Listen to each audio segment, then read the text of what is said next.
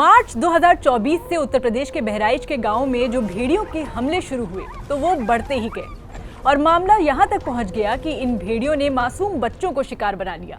मौत का आंकड़ा बढ़ता गया। फिलहाल 6 में से 4 भेड़िए पकड़ लिए गए हैं और 2 की तलाश जारी है। Local health officials have claimed that these wolves have injured as many as 34 people during this period.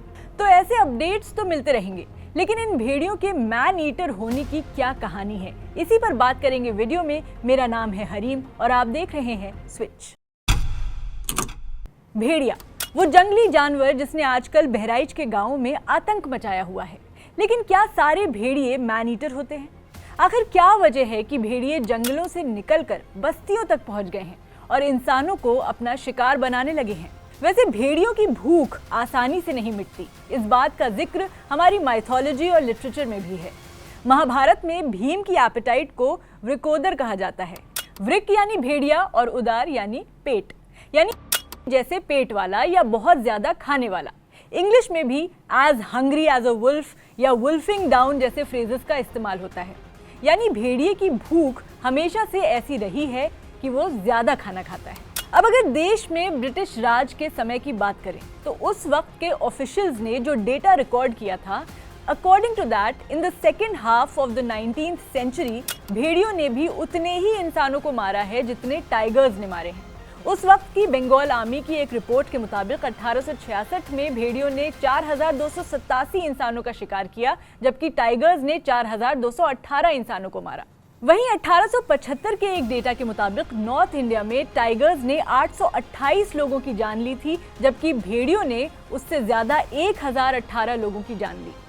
इस डेटा में सबसे सरप्राइजिंग बात ये थी कि पंजाब, राजस्थान, गुजरात और डेक्कन प्लेटो वाले रीजन्स में भेड़ियों की तादाद तो बहुत थी, लेकिन इन जगहों पर भेड़ियों के हमले से ह्यूमन फेटेलिटीज कंपैरेटिवली उस समय कम थी।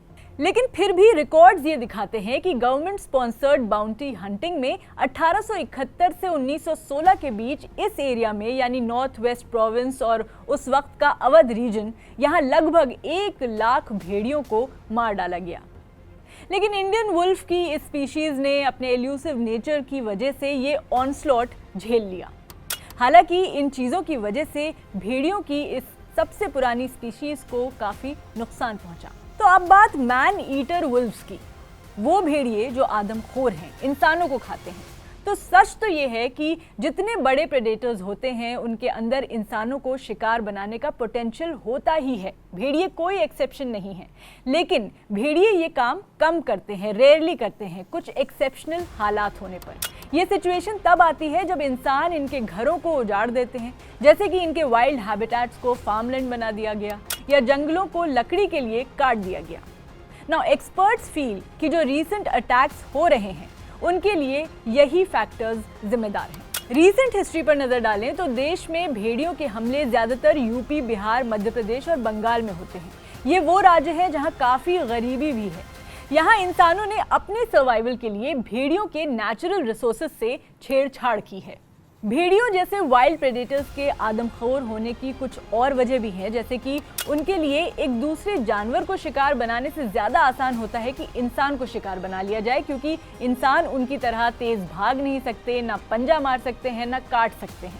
कुछ एक्सपर्ट्स का ये भी मानना है कि पालने के बाद अबैंडन कर दिए गए वुल्फ डॉग्स भी मैन ईटर्स बन जाते हैं, क्योंकि वो इंसानों के बीच रह चुके होते हैं और उनमें इंसानों का डर खत्म हो जाता है। हालांकि अगर ऐसा होता तो उन भेड़ियों को पकड़ना आसान होता, लेकिन बहराइच वाले केस में ये आसान नहीं दिख रहा। हालांकि अब देहरादून के वाइल्ड लाइफ इंस्टीट्यूट से एक्सपर्ट्स वहां पहुंच चुके हैं और पता लगाने की कोशिश हो रही है कि आखिर ये भेड़िए इस तरह का आतंक क्यों मचा रहे हैं। इनके लिए उनकी टीम कई तरह की स्टडीज भी कर रही है। बहरहाल मुद्दे की बात यह है कि कहीं ना कहीं इंसान खुद अपनी बर्बादी का जिम्मेदार होता है, क्योंकि अगर आप किसी का घर उजाड़ेंगे तो कुदरत बदला लेगी, और भेड़ियों के हमलों की भी एक बड़ी वजह यही है। आपकी इस मामले पर क्या राय है, कमेंट में बताएं और स्विच को सब्सक्राइब करते जाएं।